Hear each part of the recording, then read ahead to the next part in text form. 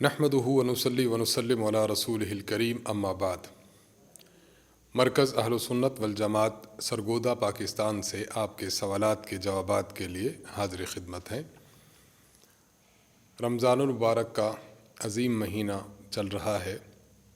آپ صلی اللہ علیہ وسلم کا ارشاد گرامی ہے، فرماتے ہیں من صام رمضان ایمانا واحتسابا غفر له ما تقدم من ذنبہ۔ اگر کوئی شخص رمضان المبارک کا روزہ رکھتا ہے اور ایمان ہو اور ساتھ ساتھ ثواب کی نیت ہو، ریاکاری مقصود اور ملحوظ نہ ہو، تو اللہ تعالیٰ اس کے پچھلے گناہوں کو معاف فرما دیتے ہیں۔ اس لیے ہمیں رمضان المبارک کی ان عظیم ساعات اور عظیم گھڑیوں کو قدر کی نگاہ سے دیکھتے ہوئے نیکی کے کام کرنے چاہیے۔ دن کا روزہ، رات کی تراویح، اس کا بہت زیادہ اہتمام کرنا چاہیے۔ اللہ تعالیٰ ہمیں رمضان کی برکات کو اور رحمتوں کو زیادہ سے زیادہ سمیٹنے کی توفیق عطا فرمائے۔ شروع کرتے ہیں آج کے سوالات سے۔ جو حضرات ہمیں سوالات بھیجتے رہتے ہیں انہیں تو معلوم ہے، اور نئے سننے والے سامعین اگر اپنے سوالات بھیجنا چاہیں تو اس ای میل ایڈریس کو نوٹ فرمائیں، اردو زبان میں اپنا سوال لکھ کر ہمیں ارسال کر دیں۔ انشاءاللہ اگلی نشست میں اس کا جواب دے دیا جائے گا۔ ایڈریس یہ ہے markaz.edu87@gmail.com markaz.edu87@gmail.com۔ شروع کرتے ہیں پہلے سوال سے۔ پہلا سوال ہمیں پوچھا ہے کراچی سے فرمان علی صاحب نے۔ آپ پوچھتے ہیں میرے والد صاحب نے گردے کی پتھری کا آپریشن کروایا ہے، انہیں پانی پینے کی حاجت زیادہ ہوتی ہے، اگر پانی کم پئیں تو پیشاب میں جلن پیدا ہوتی ہے، کیا وہ اس مرتبہ روزہ نہ رکھیں اور اس کے بجائے فدیہ دے دیں تو ان کے لیے اجازت ہے یا نہیں؟ دیکھیے، اگر کوئی شخص بیمار ہے اور بیماری ایسی ہے کہ جسے معمولی بیماری کہا جائے، یا کچھ مشقت کر کے، کچھ ہمت کر کے اس بیماری کو انسان برداشت کرتے ہوئے روزہ سر انجام دے سکتا ہو، تو پھر اتنی بیماری کا اعتبار نہیں ہوتا۔ خود روزے کو دیکھ لیا جائے تو روزے میں بھوک بھی برداشت کرنی ہے، پیاس بھی برداشت کرنی ہے، تو اللہ کی رضا کے لیے جب انسان مشقت برداشت کرتا ہے تو اس کو اللہ کی جانب سے اجر ملتا ہے۔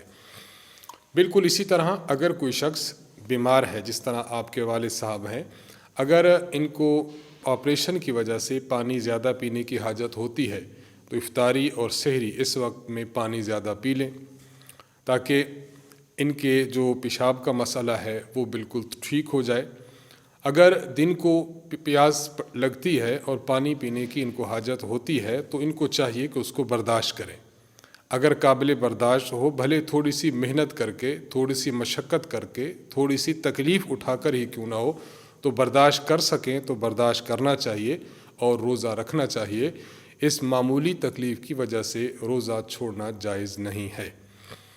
اور اگر تکلیف اتنی شدت کی ہے کہ اگر روزہ رکھتے ہیں تو ناقابل برداشت ہے، آپے سے باہر ہو جاتے ہیں، بے ہوش ہونے کا خطرہ ہے، یا یہ ہے کہ ان کے کسی عضو کے خراب ہونے کا اندیشہ ہے، تو اگر اس کیٹیگری کی ان کی بیماری ہے، ان کی تکلیف ہے، اور وہ اس کو برداشت نہیں کر سکتے، تو پھر اگر روزہ نہ رکھیں، روزہ چھوڑ دیں، اور آئندہ جب درست ہو جائیں اور ان کی صحت لوٹ آئے تو اس وقت روزہ رکھیں تو انہیں اجازت ہوگی۔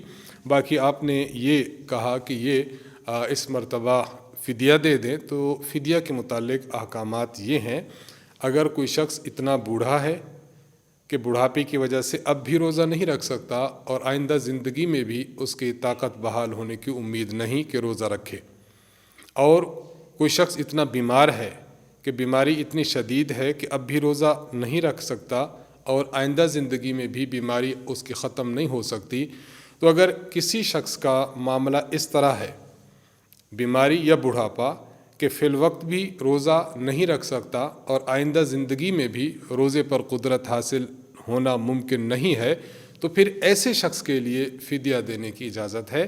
آپ کے والد صاحب کی جو سچویشن ہمیں معلوم ہو رہی ہے وہ یہی ہے کہ وہ اس دفعہ روزہ نہیں رکھ سکیں گے، یا تکلیف کے ساتھ رکھیں گے، جب ان کی تکلیف اور بیماری دور ہو جائے گی تو ان پر روزہ رکھنا ہی ضروری ہے، ان کے لیے پھر فدیہ دینا یہ درست نہیں ہے۔ ہاں، اگر ان کی بیماری اس کیٹیگری کی ہے کہ آئندہ درست نہ ہونے کا امکان ہے، کہ کبھی درست ہوگی ہی نہیں، تب وہ فدیہ دینا چاہیں تو دے سکیں گے۔ تو ان باتوں کو اچھی طرح سمجھ کر فیصلہ کرنا چاہیے۔ احمد الرحمان صاحب سندھ سے آپ سوال کرتے ہیں، کیا ناپاکی کی حالت میں روزہ رکھیں تو روزہ ہو جاتا ہے یا نہیں؟ دیکھیے، خاتون کے لیے جو ناپاکی ہے وہ تو اس کے مینسز کا شروع ہونا ہے یا ڈیلیوری کے بعد خون کا جاری ہونا ہے، اس میں تو روزہ معاف ہے۔ ناپاکی سے مراد اگر یہ ہے کہ جس طرح مرد جنبی ہوتا ہے، خاتون جنبی ہوتی ہے، انہیں غسل کی حاجت پڑتی ہے، اگر سحری کے وقت کوئی بیدار ہوا، اس وقت اس کو غسل کی حاجت تھی، تو دیکھ لے کہ اگر اس کے پاس وقت اتنا ہے کہ وہ غسل بھی کر سکتا ہے اور غسل کرنے کے بعد وہ سحری بھی کھا سکتا ہے، تو ایسے شخص کو پہلے غسل کرنا چاہیے، غسل کے بعد پھر سحری کھا کر روزہ رکھ لینا چاہیے۔ اور اگر وقت بہت ہی شارٹ تھا، اتنا شارٹ تھا کہ بس سحری کے چند لقمے ہی کھا سکتا ہے، تو اس کے لیے چاہیے کہ بس کلی وغیرہ کر لے، ناک میں پانی ڈال لے، اس کے بعد وہ سحری کھا لے۔ سحری کھانے کے بعد روزہ جب مکمل ہو جائے گا، اس کا سحری کھانے کے بعد روزہ ہو جائے گا، اذان ہو جائے گی، اس کے بعد جتنا جلد ہو سکے یہ شخص غسل کر لے۔ تو ناپاکی اگر جنابت کی وجہ سے ہے، احتلام کی وجہ سے ہے، تو اس ناپاکی کے ہوتے ہوئے روزہ رکھ سکتا ہو تو روزہ رکھے۔ غسل اگر کرنے کا وقت ہے تو کر لے، اگر کرنے کا وقت نہ ہو تو سحری کھائے، اس کے بعد غسل کر لے۔ تو اس مسئلے کو اس وضاحت کے ساتھ سمجھنا چاہیے۔ محمد عبداللہ صاحب لاہور سے آپ سوال کرتے ہیں، کیا روزہ رکھنے کے لیے سحری کھانا ضروری ہے؟ آج میں نے سحری نہیں کھائی بلکہ 1-2 کھجوریں کھا کر پانی پی لیا، تو کیا میرا روزہ ہو گیا؟ دیکھیے، روزہ رکھنے کے لیے کچھ نہ کچھ کھانا یہ مسنون ہے، اسے سحری کا نام دیا جاتا ہے۔ پیٹ بھر کر سحری کھانا مقصود نہیں، بس کچھ نہ کچھ آپ نے کھا لیا تو سحری ہو گئی۔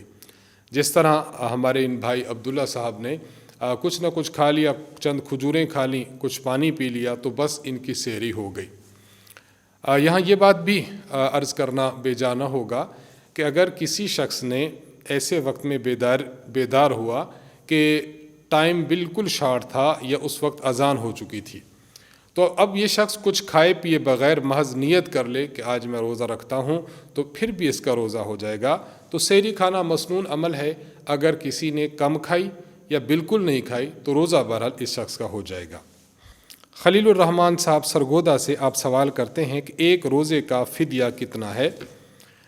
دیکھیے، فدیے کی میں نے وضاحت عرض کر دی ہے کہ فدیہ کون شخص دے سکتا ہے، باقی اس کی مقدار کے بارے میں سمجھ لیجئے کہ اگر کسی نے کشمش، جو اور کھجور، ان 3 جنسوں میں سے کسی ایک جنس کے ساتھ فدیہ دینا ہے، تو ان تینوں میں سے کسی ایک جنس کی مقدار 3.5 کلو ہو تو وہ ایک روزے کا فدیہ ہوگا۔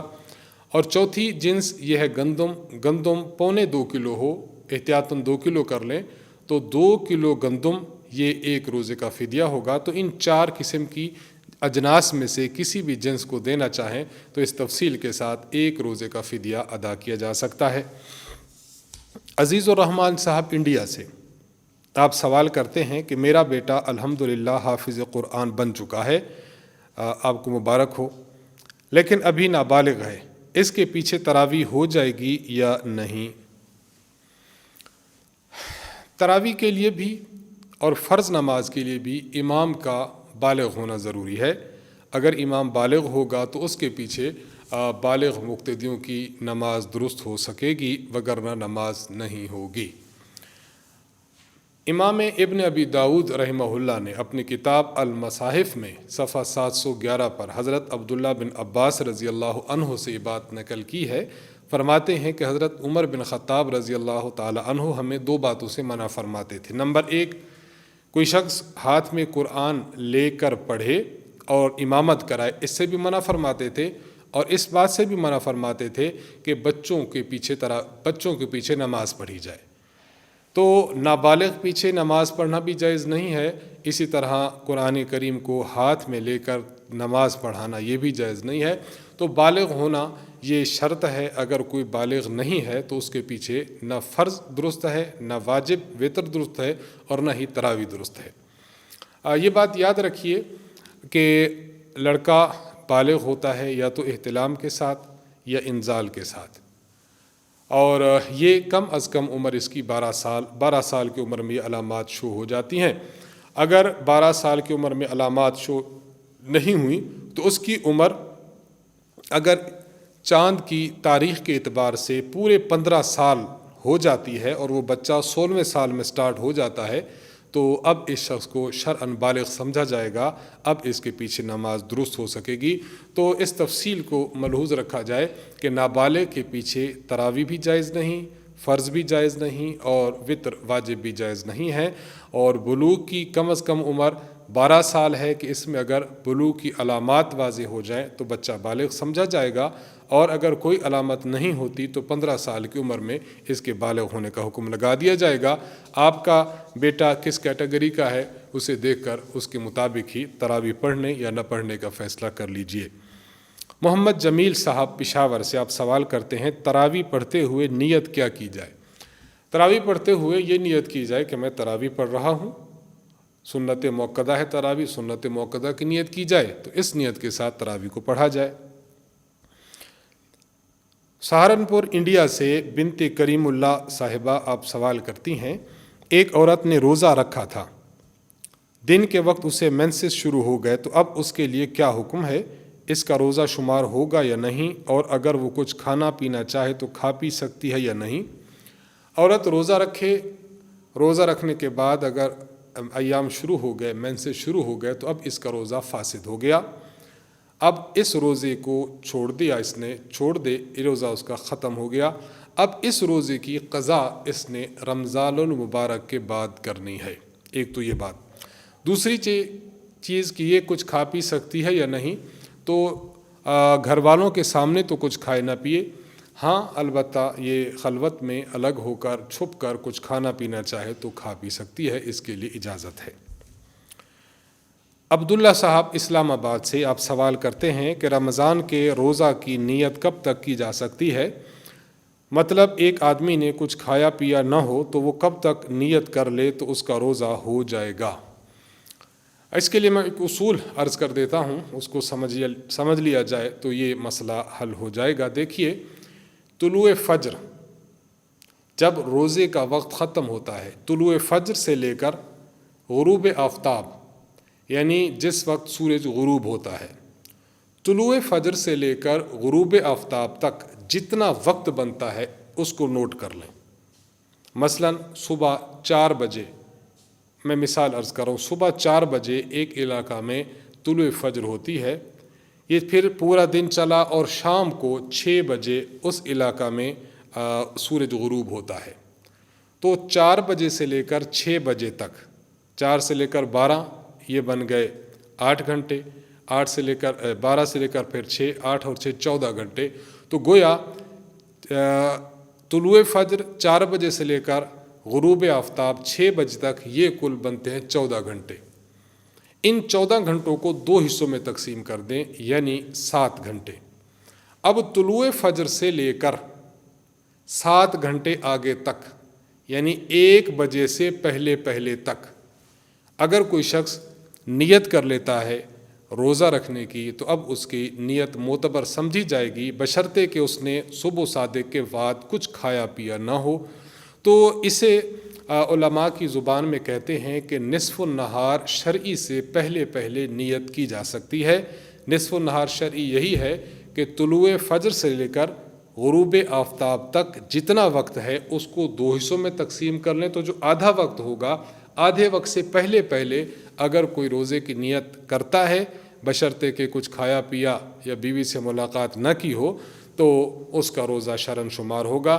اگر نصف النہار یعنی شرعی آدھا دن گزرنے کے بعد اگر کوئی شخص نیت کرتا ہے تو اس کی نیت معتبر نہیں ہوگی، اس دن اس کا روزہ نہیں ہوگا۔ یہ تفصیل ہے، اس کو آپ ملاحظہ فرما لیجئے۔ محمد عرفان صاحب آپ سرگودا سے سوال کرتے ہیں، میں آج وضو کر رہا تھا کہ کلی کرتے ہوئے پانی میرے حلق سے نیچے اتر گیا.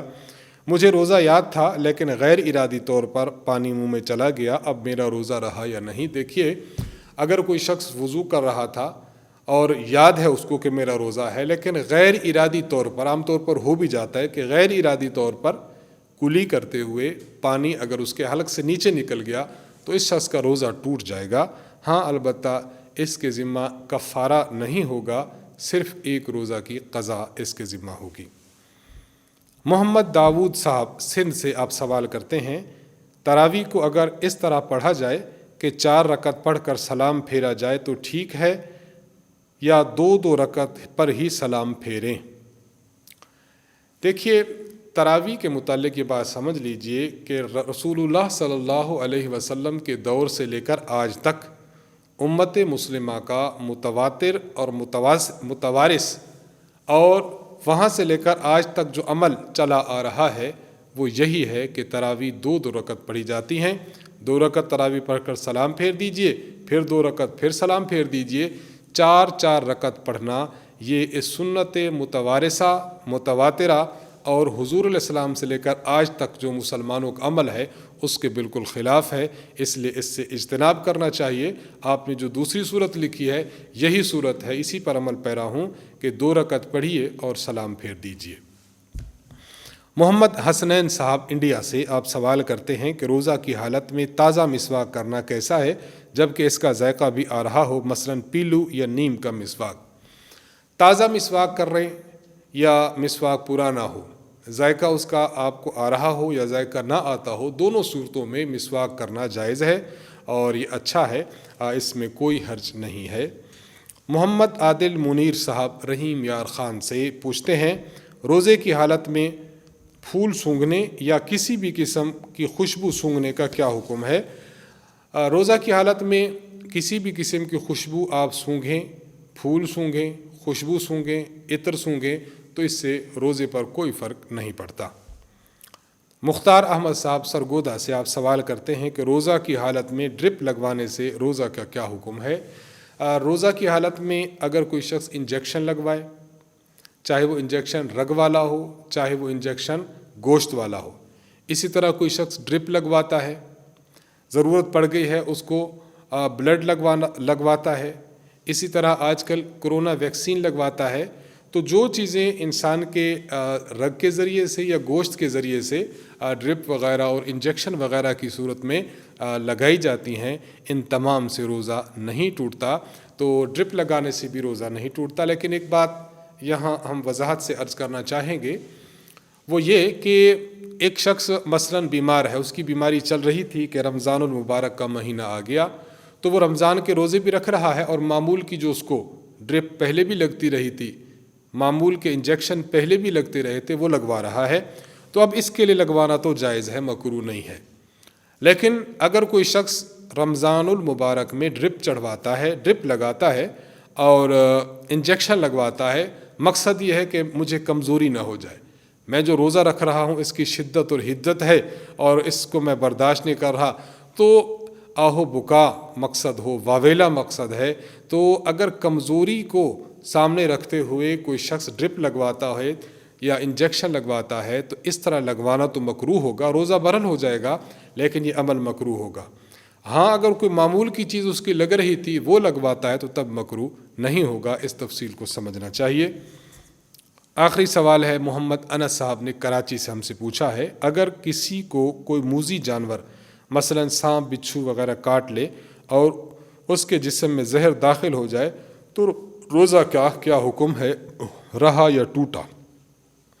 دیکھیے، زہریلے جانور بچھو ہے، سانپ ہے یا کوئی اور جانور ہے، اس کے کاٹنے کی وجہ سے زہر آپ کے جسم میں چلا بھی جائے تب بھی اس سے روزہ نہیں ٹوٹے گا. بالکل اسی طرح جس طرح اس سے پہلے والے مسئلہ میں ہم نے عرض کیا ہے کہ ڈرپ وغیرہ کے ذریعے سے جو دوائی جاتی ہے وہ جسم میں جاتی ہے لیکن مسامات کے ذریعے جائے گی، گوشت کے ذریعے جائے گی اور رگ کے ذریعے جائے گی. بالکل اسی طرح سانپ اور بچھو کا زہر جسم میں داخل ہوتا ہے تو یہ ان راستوں سے داخل ہوتا ہے، گوشت اور مسامات کے راستوں سے. روزہ ٹوٹتا اس وقت ہے کہ جب کوئی چیز انسان کھائے حلق کے راستے سے نیچے چلی جائے، ناک کے راستے سے نیچے چلی جائے، یا یہ ہے کہ انیما وغیرہ کرایا جائے تو مقعد کے راستے سے معدہ کی طرف سفر کرے۔ تو اس طرح کی اشیاء اگر جسم میں داخل ہوتی ہیں اور اس طرز پر، یا پیٹ میں اس طرح کا کوئی زخم ہے کہ کوئی چیز لگاتے ہیں تو وہ ڈائریکٹلی معدے میں اور جو ہے وہ انتڑیوں میں چلی جاتی ہے، تو ان چیزوں کے جانے سے تو روزہ ٹوٹتا ہے۔ باقی ڈرپ ہے یا کسی جانور کا زہر ہے، ڈنگ کے ذریعے گیا ہے، تو ان چیزوں سے انسان کو روزہ نہیں ٹوٹتا۔ انہی سوالات کے جوابات کے ساتھ ہم آپ سے اجازت چاہیں گے۔ ہمیں اپنی دعاؤں میں یاد رکھیں۔ وآخر دعوانا ان الحمد للہ رب العالمین۔ السلام علیکم ورحمۃ اللہ وبرکاتہ۔